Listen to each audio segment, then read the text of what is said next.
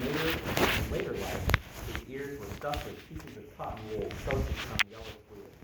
Only his protruding teeth were always clean. He constantly rubbed them with his napkin.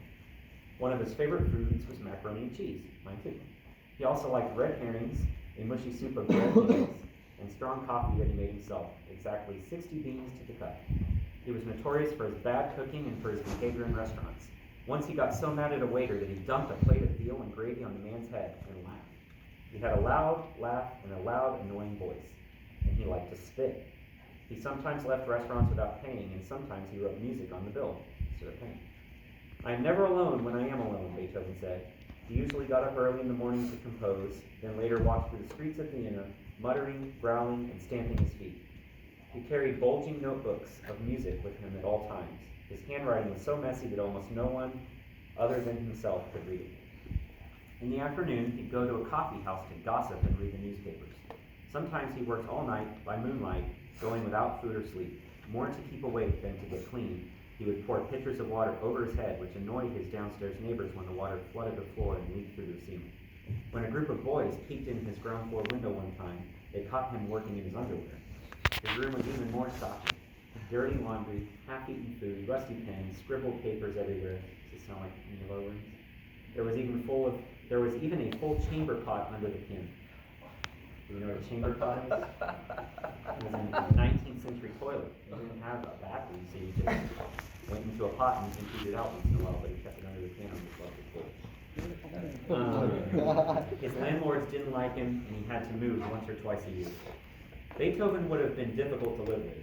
One woman who rejected his proposal of marriage called him ugly and half crazy. He always had to have his own way.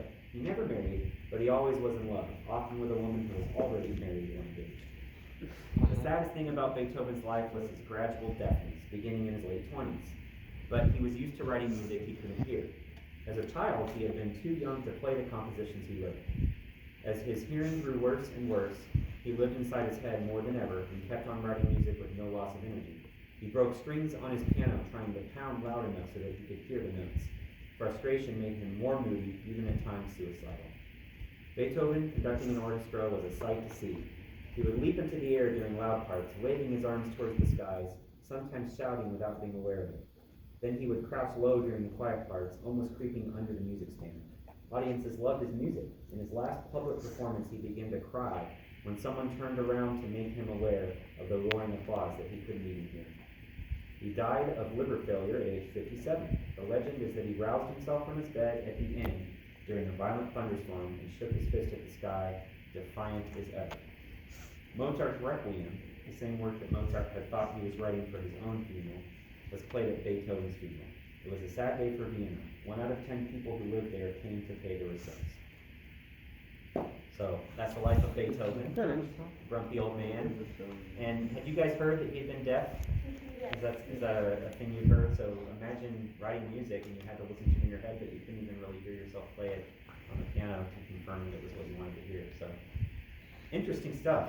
And I'm sure, even though this is a hardback book with paper pages, you can find a lot of stories on composers like that on the internet now if you're interested in going to find out more. Okay? Awesome. Percussion, gentle views, Mr. Martinez.